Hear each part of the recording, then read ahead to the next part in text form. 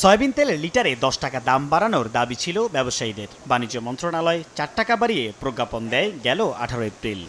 সপ্তাহ পার হলেও এখনও নতুন দামে বিক্রি করছেন না ব্যবসায়ীরা, বরং পুরনো মজুদ শেষ না হওয়ার অজুহাত তাদের। শুধু তাই নয়, বাজার পরিস্থিতি বলছে 1 ও 2 লিটারের তেলের সরবরাহ অনেকটাই কমে গেছে এই কদিনে, যা বাড়িয়ে দিচ্ছে আগেই বাজারে আসা সয়াবিন তেলের দাম। 63 টাকা যেটা ছিল সেটা দ্বারা দামের বাড়ার কথা শুনেই বাড়াইতেছে, ওই রেটে গায়ে রেট কিন্তু 63, বাজার নিচ্ছে বাড়তি। যারা আছি আমরা এরা তো মনে করেন বাজারে আসতে জিনিস কিনতেই পারি না দামের জন্য।